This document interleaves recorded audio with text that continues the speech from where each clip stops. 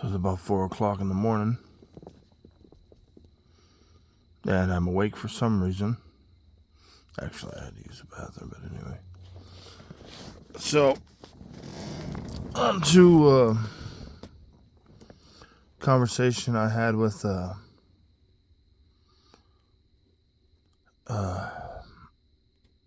one of my viewers. I want to say it's IDK sodium chloride. I think that's right. Anyway, talking about how it's been a while since I posted, which I posted a video here recently, just because I felt like it. Yes, it has been about a year since I've seen my kids, on that subject, because I simply don't have the money. I mean, it's $55 an hour. It's like paying a lawyer.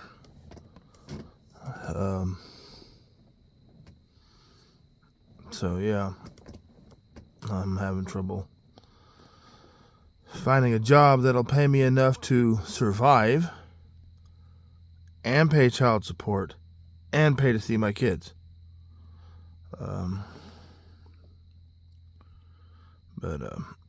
Anyway, so there's that. But one of the reasons I haven't posted or haven't been recording is because I've been having a hard time wanting to do anything like that.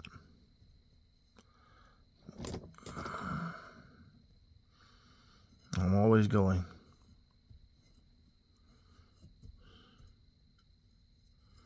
But, I mean, I'm a writer. I just finished writing a book. It's in editing right now. It's in the final stages of it, after which time it can be published. We'll see how that goes. Sorry. And, I'm an artist, a musician, a singer, and all these other things, and I just don't have any desire to do any of them. It's almost like the drive to dream is just gone.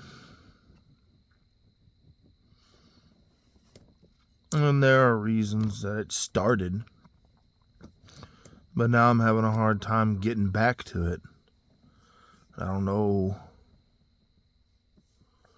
what I'm missing. And yeah, that goes to recording the videos. These videos on this channel had two purposes. One was to chronicle my recovery and growth from my separation through my divorce and on, which the divorce was final on December 11th. I don't remember if I had posted that or not. And so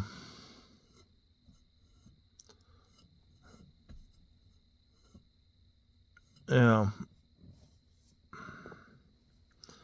The other thing was so men going through the same thing, all the things that I went through during my divorce, everything from the smear campaign to having my kids taken away from me without them being completely taken away. I'm actually still waiting on an appointment so I can see them, which now I don't even have the money. I had the money then. Thing is it's supervised visitation. And all my ex has to do is say, well, the kids don't want to see him, and then there's nothing anybody can do about it. So I guess that's her way of making sure she gets the child support while still keeping me out of their lives. There's a whole other subject. I'm not even going to get into that. I'm tired of talking about her.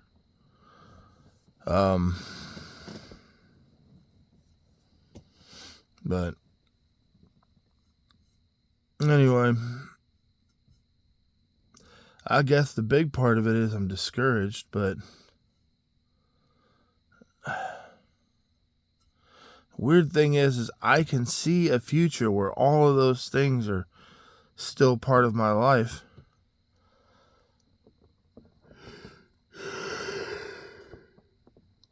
I just can't make myself enjoy them.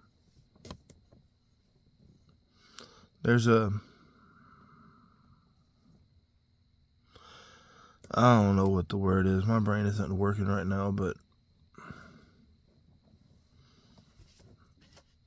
she spent our relationship making me feel guilty for doing anything except making money. Even when I was making money, if it wasn't making money, it wasn't worth doing.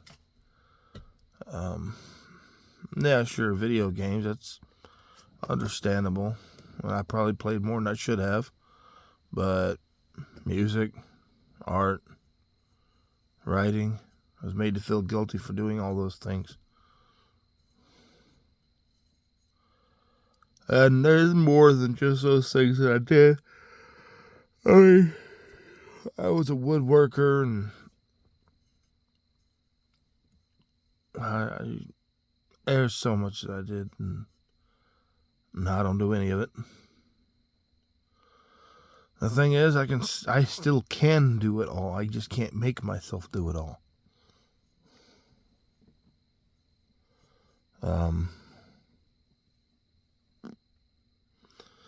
And now I don't have the family that would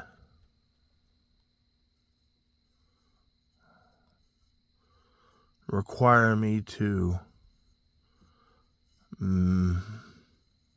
make those things less of a priority. But I can't. Now I can't make myself do it. Of course, for the most part, I don't have time, but some of those things don't actually take a lot of time. You can do them in little pieces. Anyway, another thing is my ex, near the end of our relationship,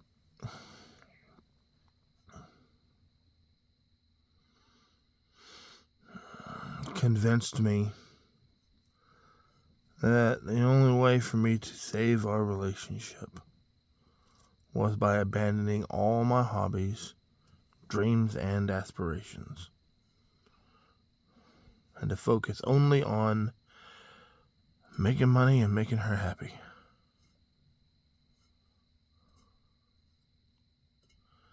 She told me she believed that all those things were immoral.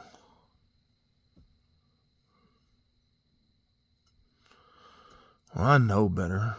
I knew better then, but I thought that I was going to save my marriage. And the crazy thing is, all the things I did to save my marriage, they were just things that were expected in order to make me less me.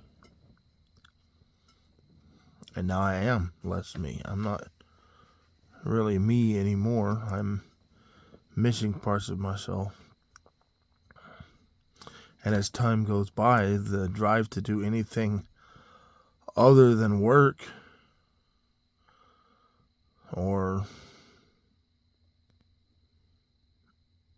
that's it. I mean, the drive to do anything other than make money is lessening. I mean, I don't even ride my bike for pleasure anymore. I ride to work, I run errands, and I come home and I sleep.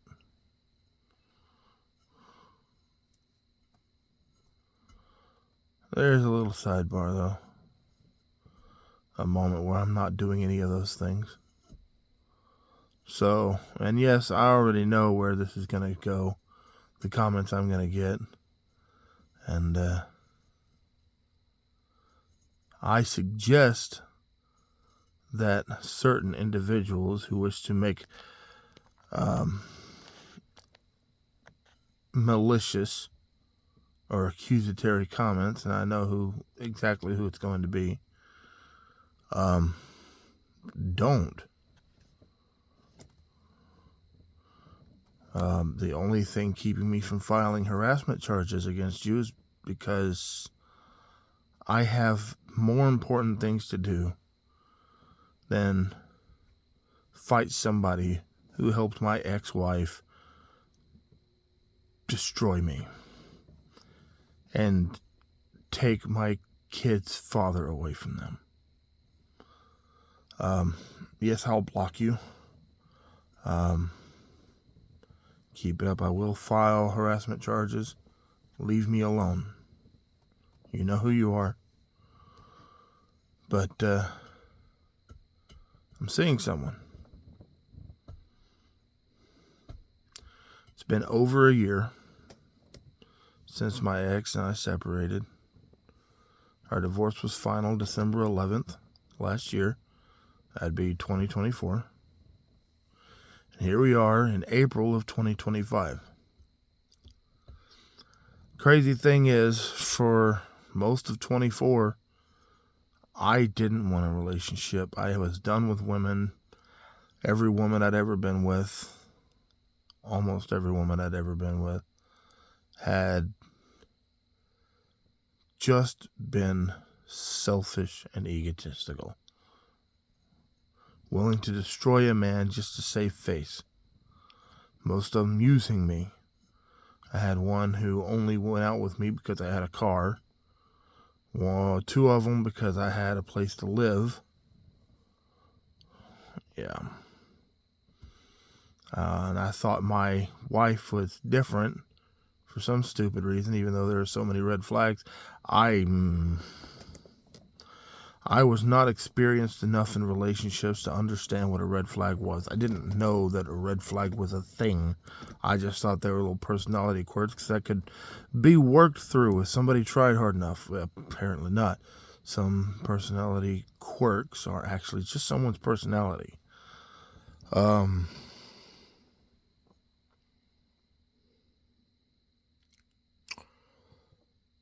It hasn't been very long. But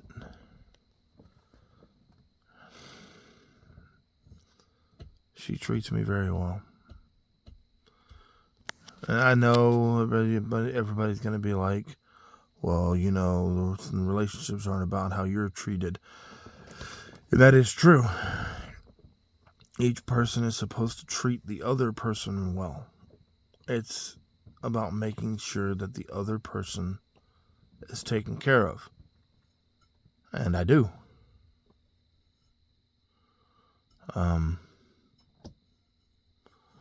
But, you know, outside of that, she treats me well. She doesn't lay any unreasonable expectations at my feet. Doesn't make demands of me that could never be fulfilled by anyone who wasn't absurdly wealthy. And all she expects from me is for me to be what I say I am. I'm not expected to buy a house immediately upon getting married, which we haven't even, we're not even exploring marriage right now because it's not been long enough. We haven't known each other very long. We've just recently become official, more than just, you know, talking and dating stage stuff. And we are taking things extremely slow. We've both been hurt. Very similarly, actually. But one of the things that my ex said, first conversation that we had after we separated, while she was screaming at me, she said that I would never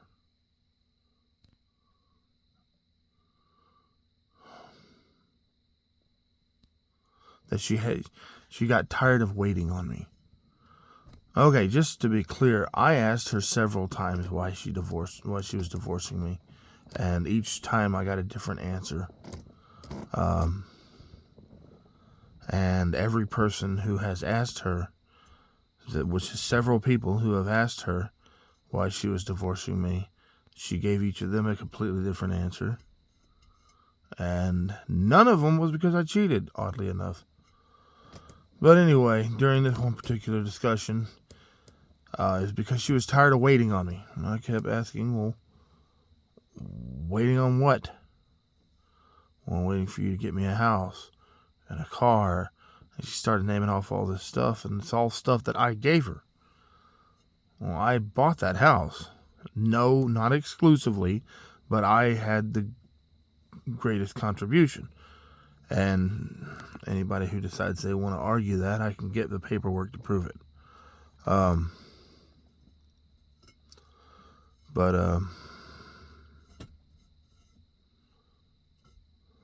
Yeah. So, a house, well, she was living in the thing that she said she was waiting on. I bought her a house. Bought her a Tahoe. I bought her all the things that she said she was tired of waiting on. And whenever I mentioned that, she said, yeah, but I had to wait. Well, yeah, I'm not a millionaire. I'm not rolling in money. The most I've ever made in my life was $2,000 a month. That's the most I've ever made in my life. And I worked really hard for that money. Yes, there are other jobs out there that pay more, and I can't get any of them because they require things I don't have. I was working on getting my GED, and then my work schedule changed, and now I can't because I don't have the availability.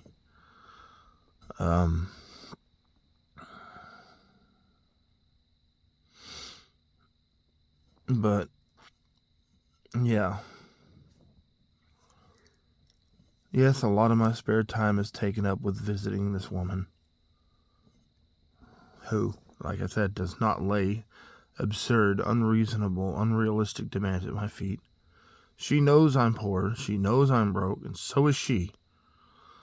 Because that's life. Unless you're rich, everything's a struggle. And no, before anybody starts making accusations, I don't pour all the money I should be giving to my kids into this woman. In fact, I haven't really been giving her any money because I don't have money to give.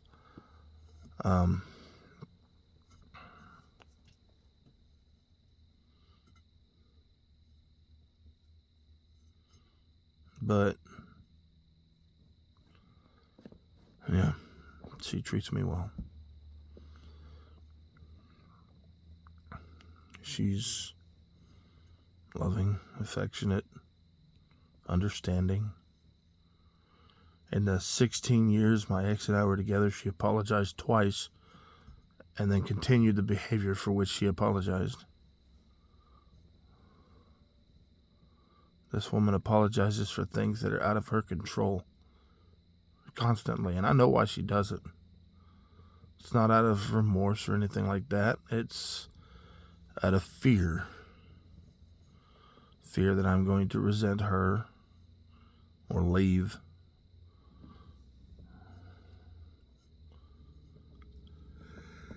Because people in her past have punished her for things that were out of her control. There are difficulties to work through on both sides. But I keep telling her that my problems are not her responsibility. My emotional issues, my abandonment issues, my severe anxiety from the years of abuse, they're not her problem. They're not her responsibility. My emotions are my responsibility. Like, she'll apologize to me for me having an anxiety attack. And I'll tell her, no, it's not your fault. She said, well, because that's something I did. No, this goes back to something that somebody else did. And I'm working through it. That's my responsibility. Slowly, she's digging herself out of that grave that somebody else put her in. And I am too. The abandonment anxiety is right now the worst thing for me to deal with, outside of having no money. So anyway, there's that. And no, I didn't trade my kids for this woman. I don't have $55 an hour. And the last time I tried to set up an arrangement to see my kids, I heard nothing. I tried to set this up in November, and I've heard absolutely nothing back since. Last thing I heard was Lola's house was going to talk to my ex. Not a peep. And again, I do expect my ex-wife to find some way around those appointments. And I fully expect it to be, well, they don't want to see him.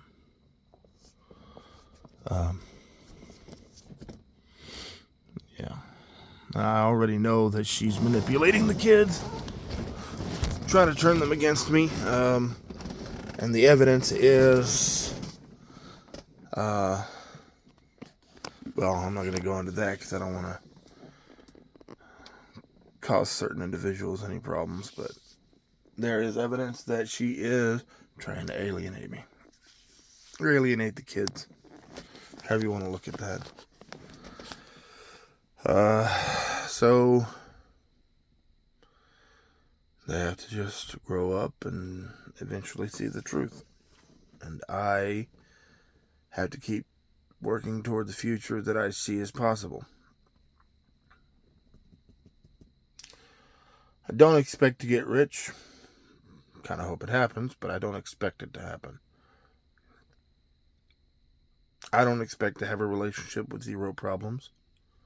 Kind of hope it happens, but I don't expect it. I expect things to be difficult. Very difficult. I expect to have to fight for every dime I make, which I do.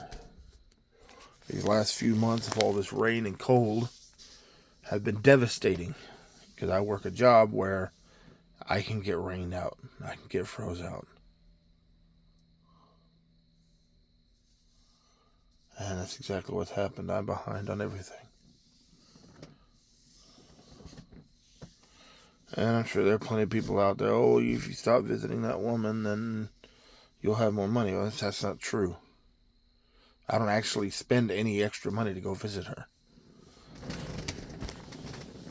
She's on my way to work. I visit her early in the morning when there's nothing else I could be doing anyway, except for the things that I can't seem to make myself do. The art, the writing, things like that. Everything else takes place while I'm at work, including, like I said, the GED classes. And I was taking these classes because the class was free. I didn't have the money, so I had to go with a free class. Well, unfortunately, they do it on Tuesday.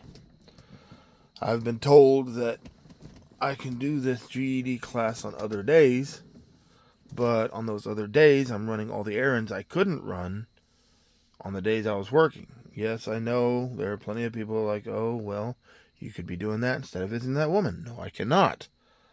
Because most of these errands are things that I can only do on my days off, when I don't have to worry about rushing to work. I'm not going to go into the details of the things that I have to do on these days off, but there's one particular thing that I have to do on my days off. I actually have 3 days off, but one of them is taken up on Sunday, when nobody's open anyway. But on the 2 days off that aren't Sunday, there's just one thing that I have to do that has no specified or stable time period that it takes place. So I never know how long it's actually going to take. It could take anywhere from 30 minutes to 2 or 3 hours. And I still work on bikes on the side to help pay bills. So yeah.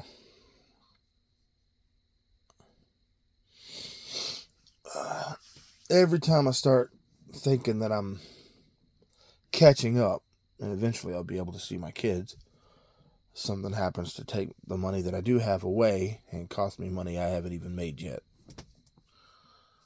The crazy thing is, if I weren't on child support, I'd be doing just fine.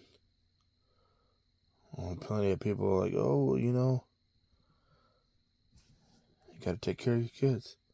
I do have to take care of my kids. And it takes more than money. Unfortunately, I'm not allowed in their lives in order to actually take care of them.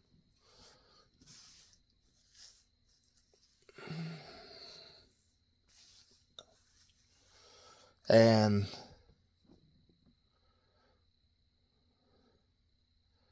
I have to pay at least 35% of my income for child support. Well, it could be going to the kids. No. Thing is the money she gets from me, she could have bought my oldest a new phone. He's been using his brother's phone for the last almost year.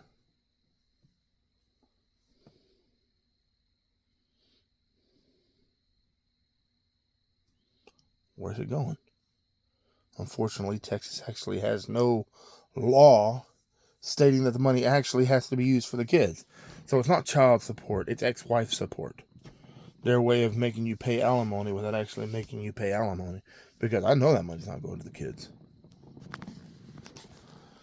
And of course, my income tax return went to arrears, which I had an agreement with the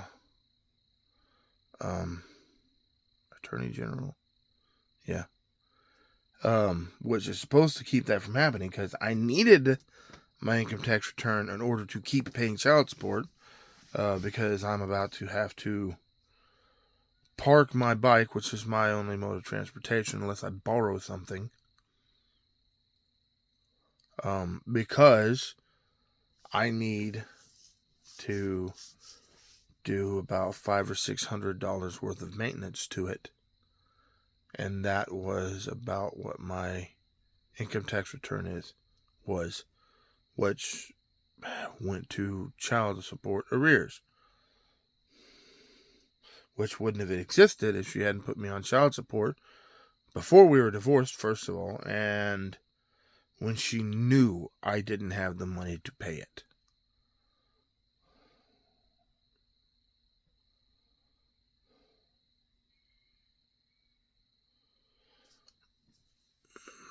Anyway, back to the subject at hand.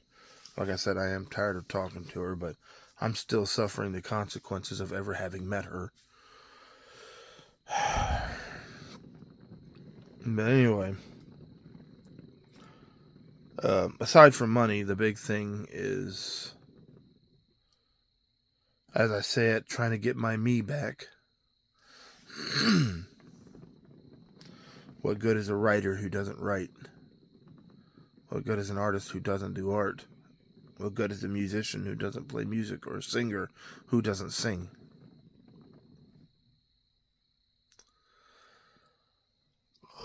I lost so much of myself.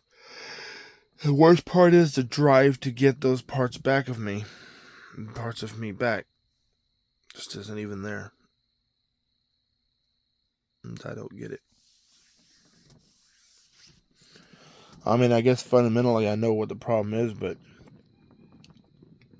I can't seem to make myself fix it. And aside from missing a part of me and honestly robbing myself of an opportunity to change my life into what it was supposed to be, or what I think it was supposed to be, I feel like I'm robbing my girlfriend of um, me, the full version of me. She's seen me play music. She's heard me sing.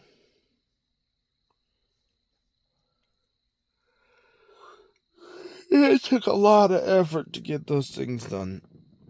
She's never seen me draw. She's read some of my writing, which she said she enjoyed. That's another thing that's really hard for me right now. Is, for the most part, she's the kind of woman who actually means what she says. If she says it, then you should at the very least believe the sentiment behind it.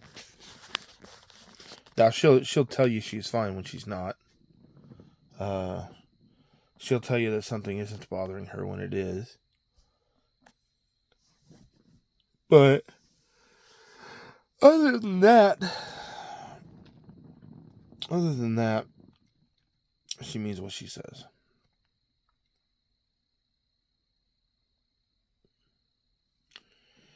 And having never been in a relationship where the person actually means what they say, and that includes my marriage, anybody needs examples, I can give them plenty. I've never had that. Never been with a woman who actually means what she says. There's always some sort of invisible subtext. An escape clause or some sort of hidden meaning that contradicts what's being said. Yeah.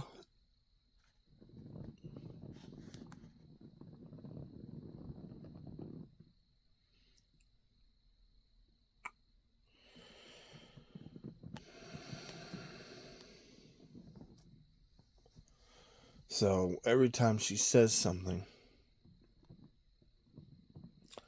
I analyze it until I disbelieve it. I analyze it until I find some sort of hidden meaning behind the words. And I hate that because that's not fair to her. It's not giving her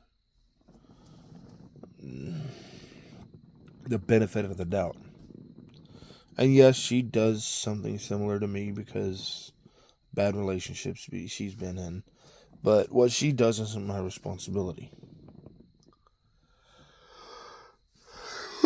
Just like what I do is not hers. Me trying to read between the lines with the things that she says and does, that's a me problem.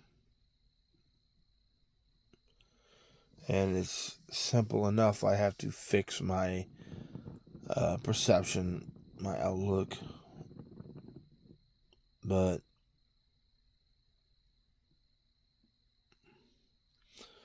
when absolutely every second of a relationship was a lie, it's hard to believe anything that's said.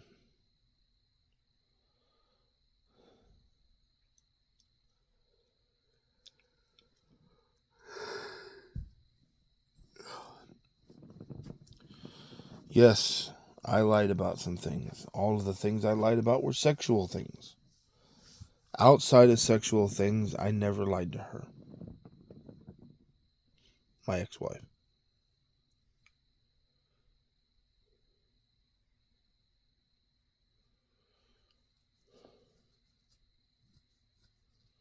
She told so many lies. She fabricated and falsified an entire personality. She lied to me from the beginning of our relationship to the end of our relationship, not only about who she was, but her previous relationship.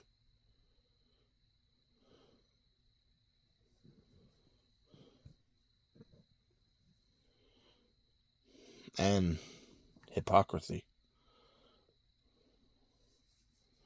hypocrisy.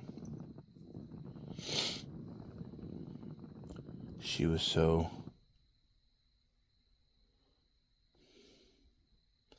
indignant about certain things that I had done during our relationship, things that she herself was guilty of.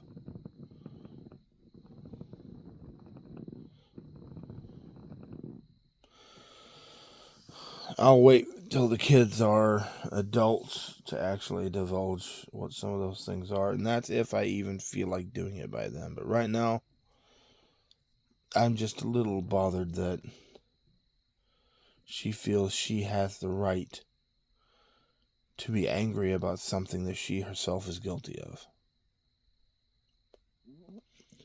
She lied about so much. I lied about sexual things. No, that doesn't make me better than her. And the things I lied about were terrible.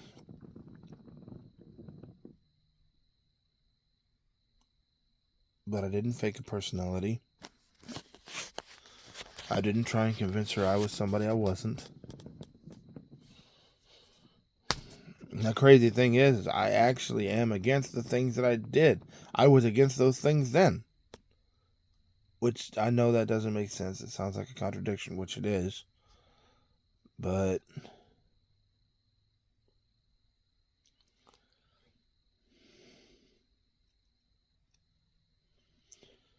there have been plenty of times where I did things that I fundamentally disagreed with, but in that moment, wanted to do them. And yes, they are things that I will never do again. Oh, and before anybody starts throwing other accusations around about falsifications and lies and deceit and all that stuff, I have made this woman that I'm with now aware of the things that I've done. And her sentiment is, as long as they stay in the past, they don't become part of this relationship, she won't hold them against me. So I will endeavor to make sure they stay in the past. The desires for most of those things, for really any of those things, it's gone. I don't have a desire for those things. I promise you, this woman is easily enough on her own.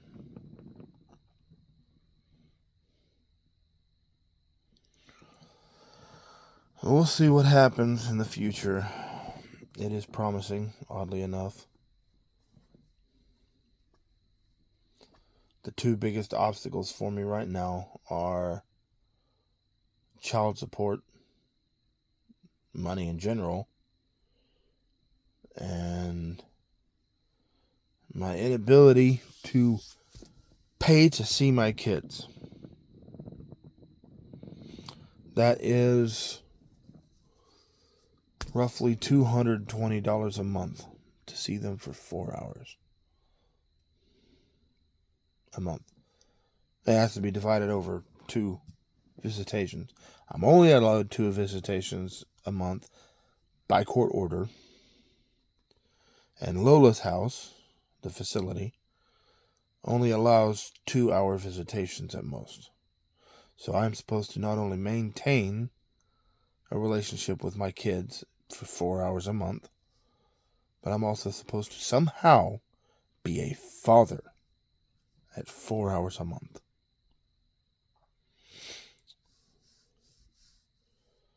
Yeah. You're not going to be able to convince me that this isn't about removing me from my kids' lives while still getting child support.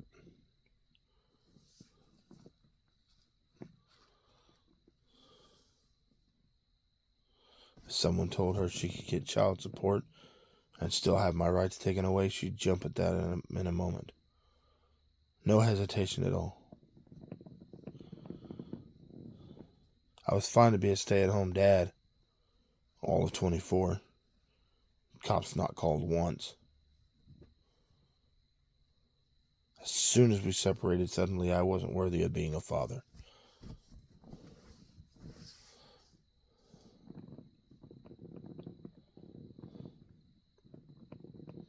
She even got the kids convinced that I never did anything good for them, that all I did was beat them, which I never beat them. Yes, we sparred. I was teaching them how to fight. Yes, there were times they got hurt. And yes, I changed my methods in order to avoid that in the future. Unfortunately, it's only the bad things, i.e. them getting hurt, and us sparring in general, that are focused on. Not the hours that my son and I played chess. Not the hours that I played video games with my kids. Not the camping trips, not the hunting trips. Not the things that I taught them. Not the trips to the park. The hours we walked in the woods just for fun. The times we did ride bicycles.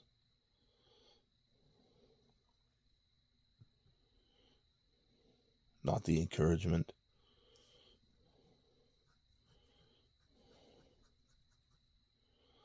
The problem with manipulation, especially when it deals with kids, is you don't know oftentimes that you're being manipulated until you look back on it and you see that you've become the very person that the person you're hating was. All because the person that manipulated them is now manipulating you. There's a guy I work with. I'm not going to say his name. But when he was growing up, he was made to believe that his father was a horrible piece of trash. And then his mom and dad divorced. And he still believed for a while that his dad was always the problem. And then all of a sudden, his mother started treating him like she treated his father. Started turning him into the problem. And his father's behavior changed. He wasn't the guy that he grew up knowing. Because the father wasn't the problem. His behavior was a normal reaction to abusive behavior. His mom was the problem. The unreasonable demands, manipulation, unrealistic expectations.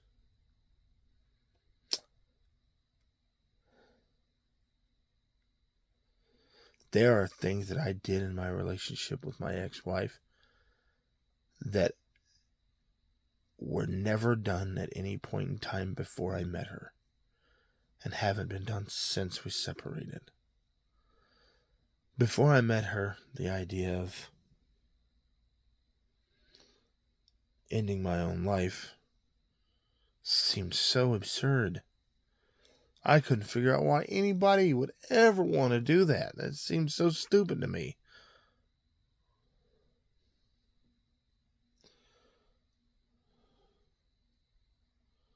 I'm very familiar with the taste of gunmetal now.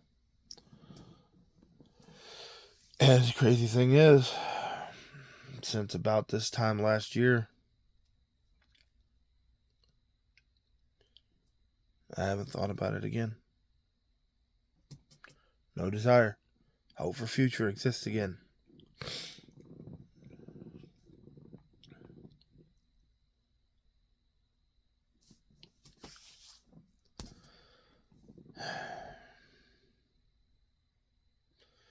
All I can do is hope that one day my kids see the truth and know that there is a possibility that they never will.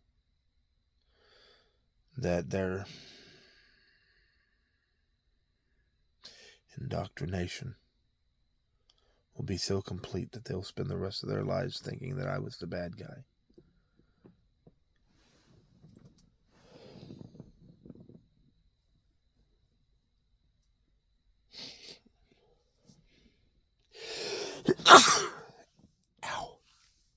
Excuse me. Anyway. So here I am just rebuilding my life and hoping that I can find some way to be in my kids' lives. And if not, prepare something for when they become adults. I've already got a car I got to fix for one of my kids, my oldest. Which also means that my daughter's not far behind. So I got 2 cars to fix this year, plus several motorcycles. Most of them not for me.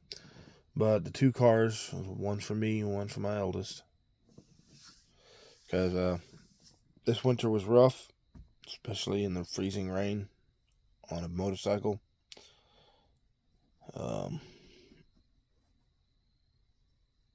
Yeah.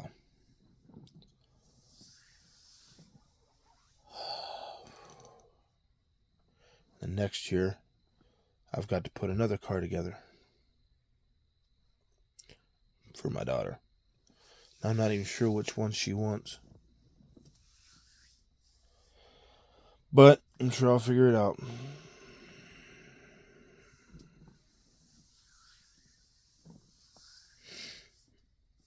Anyway, I think I've talked long enough. It's been almost 47 minutes. Oh, just an update on why I haven't been posting. Mostly. And a little bit of rant and rave and an update. But I'm working on it. I'm trying to get back to the point where I can make myself do things again that aren't absolutely required of me. And that's what it is. I'm having a hard time making myself or getting myself to the point where I can enjoy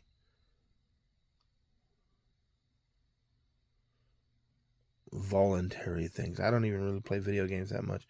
I've probably played 6 hours in the last 4 months. I just have had zero desire. So yeah, I'm having a hard time enjoying things that are not absolutely necessary. I'll work on it though. Y'all have a good morning. It's morning now. Y'all have a good morning, and everything you do, try to be better.